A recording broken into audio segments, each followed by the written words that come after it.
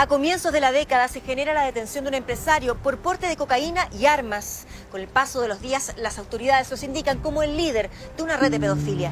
Se trata de Claudio Spiniak, protagonista de uno de los casos más complejos de nuestra historia, que marcará a fuego la memoria política, judicial y periodística de Chile. 5 minutos para las 4 de la mañana comenzaron los operativos para desarticular esta presunta red de pedofilia. Claudio Jaime Spiniak Vilensky terminó condenado a 12 años de cárcel por abuso sexual contra 5 menores de edad, promoción de la prostitución y producción de material pornográfico en calidad de autor. ¿Te ha violado a algún niño? Jamás.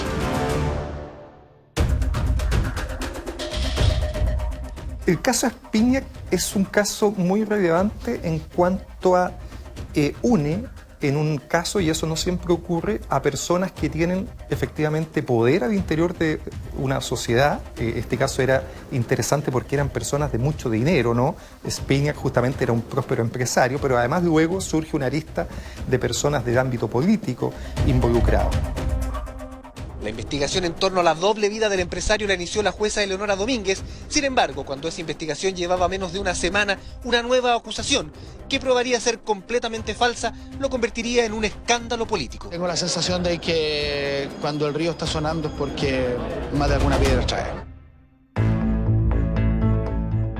¿Quién era Spiniak en esos momentos? No se sabía nada, era un señor que administraba gimnasios en el Barrio Alto, por lo tanto, desde una perspectiva periodística no era un personaje particularmente conocido. Alejandra, ¿cómo llegaste al caso Spiniak tú? Yo dirigía el Plan B, en ese momento codirigíamos ese semanario con Julio César Rodríguez, y Víctor Gutiérrez nos trajo un reportaje sobre la base de lo que le informaba una fuente de Carabineros, que era el visionado de videos que se le habían incautado a Spiniak y en el que se afirmaba que había políticos involucrados en esas orgías.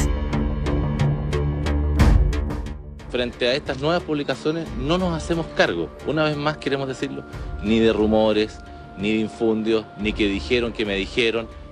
Genera, por supuesto, mucha atención mediática y entonces también los medios de comunicación intervienen y eso en muchas ocasiones, yo diría, perjudica el avance de una investigación en cuanto a que la interferencia de otros intereses impide finalmente terminar conociendo la verdad. Y el caso Spiniak era un caso que detonó en todos el entusiasmo por la maldad que había en determinado mundo.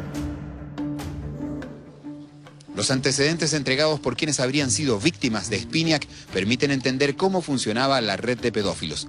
El primer reclutamiento se efectuaba en lugares públicos frecuentados habitualmente por menores de edad dedicados a la prostitución.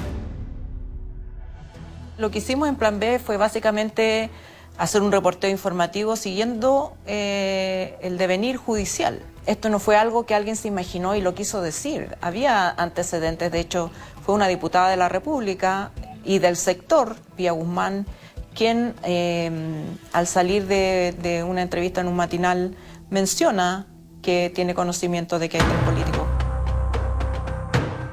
Hay antecedentes de que en el círculo íntimo de la red de Spiniak habían políticos, 2 de la Alianza y 1 de la DC. ¿Son parlamentarios? Sí. ¿Cómo vivió esa situación usted en lo personal? Es de las cosas más duras, estremecedora, violenta, del que a mí todavía me cuesta sobreponerme. Se armó, yo nunca he visto algo igual, una especie de avalancha y una culpabilidad a través de las redes, de los medios, que al final era arrolladora. Quedó convertida en una especie de paria, una política que era en ese minuto, yo creo que una de las políticas más brillantes de la derecha. A la acusación de la diputada Guzmán se sumó la de Gema Bueno, una falsa testigo, apadrinada por el sacerdote José Luis Arteagoitía, que decía haber participado en las fiestas y aludió con nombre y apellido a parlamentarios, entre ellos a Jovino Novoa. Y a Jovino, en la práctica, fue un intento de asesinarlo desde un punto de vista público, porque a nosotros nos querían hacer desaparecer como alternativa. A todos nos demolió, porque nosotros conocíamos a Jovino y nadie imaginaba que eso podía ser posible. Después apareció un sacerdote que parecía muy creíble con un testimonio de una mujer. ¿Cómo fue la aparición, la irrupción de Gemita Bueno? Lo seguimos, lo que apareció en Canal 13, la entrevista que ella dio y lo que averiguábamos del tribunal. Nuestro reporteo estaba fundamentalmente dirigido a lo judicial. Yo conocí a la Gemita Bueno, al cura Jolo, y durante un buen rato nos sumergimos en esta investigación. Aunque después de un largo tiempo esta muchacha ha logrado identificar a algunos proxenetas y otros asistentes a las fiestas, dice haber visto allí a mucha gente más, pero hasta ahora no logra saber quiénes eran. Las acusaciones de Gemita Bueno fueron respaldadas por un sacerdote, que en ese momento la voz de un sacerdote en Chile tenía mucho peso, no es la iglesia de hoy. Fue respaldada por el Sename, por peritajes psicológicos del Sename, y un juez comenzó a tramitar la causa. Yo tengo la impresión que a gente le pagaron para hacer declaraciones falsas, el famoso cura ese que se involucró. Jovino Novoa se desvanece porque Gemita Bueno, después de haber afirmado que participaba en fiestas con niños y adultos en la casa de Spiniak y que en esa fiesta ella había tenido relaciones con Jovino Novoa, desmiente ese hecho y dijo que se había burlado de todos, de la prensa y de todo el mundo. Una supuesto testigo clave, Gema Bueno, involucró a parlamentarios, lo que quedó descartado al reconocer la muchacha que había mentido. Por este falso testimonio, la joven y el ex sacerdote José Luis Arteagoitía fueron condenados a 4 años de presidio bajo régimen de libertad vigilada. En el caso Spiniak hubo efectivamente, y eso quedó acreditado, hechos que intentaron inventarse, darse una realidad que no tenían, en muchos casos para perjudicar a determinadas personas, y bueno, eso termina al final generando en la ciudadanía cierta sensación de que no se investigó adecuadamente o algo semejante, y yo diría que muestra la dificultad que tienen este tipo de casos para ser perseguidos. Y después aparece la situación del ministro en visita, el juez Calvo. ¿Qué te pareció esta situación de denunciar la supuesta incompatibilidad del juez Calvo para investigarlo por su visita a los saunas gay? ¿Cómo lo ves tú desde la mirada de hoy, no de ese momento? ¿Fue un error? No fue un error, porque no estábamos denunciando al juez por ser homosexual. Recordemos que esto parte por un joven, Sebastián, que dio un testimonio en Chilevisión y simultáneamente nos contó a nosotros en el Plan B, yo le hice la entrevista, es que en ese sauna, que es un prostíbulo, en ese minuto, digamos, un prostíbulo, llegaban menores de edad y que a ese sauna concurría el juez Calvo. Así se construyó la imagen pública del juez Daniel Calvo, un hombre aplaudido por sus pares y la opinión pública por la rapidez y eficiencia mostrada en el caso más sórdido y complejo del último tiempo, el caso Spiniak, un tema donde junto a lo judicial se mezcla toda clase de elementos, una jueza removida del cargo, parlamentarios supuestamente involucrados, acusaciones de montaje, periodistas cuestionados, videos desaparecidos, entrevistas no autorizadas y hoy el propio Calvo en el ojo del huracán por su opción sexual.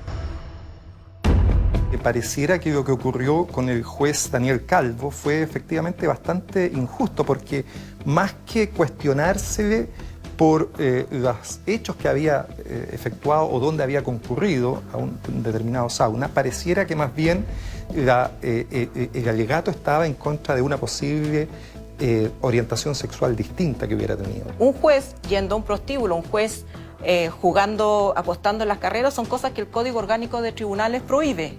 Entonces, era un hecho de interés público y que hasta el día de hoy me parece que era necesario conocer por esa razón. Es una de las pocas causas, además, en Chile, donde se ha terminado condenando por la filmación de una conversación privada y que luego es exhibida en un canal de televisión, el artículo 161A del Código Penal, el uso de una cámara oculta finalmente. A mí me parece que efectivamente en ese caso hubo un tratamiento bastante injusto en contra del juez Calvo. No es un delito, tampoco una inhabilidad. Pero la verdad las cosas que muchas veces en la sociedad este tipo de situaciones tienen una mira, ¿no es cierto?, un poco discriminatoria. Nosotros entendemos que aquí hay más bien un intento de sacarlo del escenario, sacarlo de la investigación, cuestión que consideramos inaceptable. ¿Qué pasó con los medios? ¿Qué pasó con los periodistas? ¿Cometimos algún error ahí? Yo creo que nos faltó no solamente chequear las fuentes, sino que dudar más del testimonio de los niños, por ejemplo, de Gemita Bueno, que daba un testimonio de algo que le había ocurrido cuando ella era niña. Y cuando vimos que esto no era lo que parecía, no dudamos ni un segundo en ser los primeros en destaparla y pusimos esa portada que yo creo que cambió el curso de esta historia, que era Gemita Malo. Tras 1 año y 5 meses de acuciosa investigación, el ministro en visita, Sergio Muñoz, sobresalió definitivamente de la causa del llamado caso Spinac a los senadores Jovino Novoa, Nelson Ávila, Carlos Bombal, Carlos Cantero y Andrés Saldívar. Soy inocente, eso lo he sabido desde el primer día. Lo importante es que ahora la justicia así lo ha declarado. La justicia terminó su investigación y ha resuelto que no han existido los hechos que motivaron todo este escándalo y toda esta investigación. Nunca me ha quedado claro quién realmente lo ideó, porque tenía un afán político. Yo creo que nadie discute en cuanto a que se quería generar un daño profundo a la UDI. ¿Usted siente que se llegó a la verdad en el caso Spinac? Yo creo que se llegó a la verdad parcial en cuanto a que se pudo establecer la responsabilidad de Spinac en el conjunto de hechos por los cuales se investigó, pero probablemente faltó profundidad para investigar el resto de los partícipes en esas actividades que obviamente no eran simplemente individuales, sino que eran mucho más colectivas.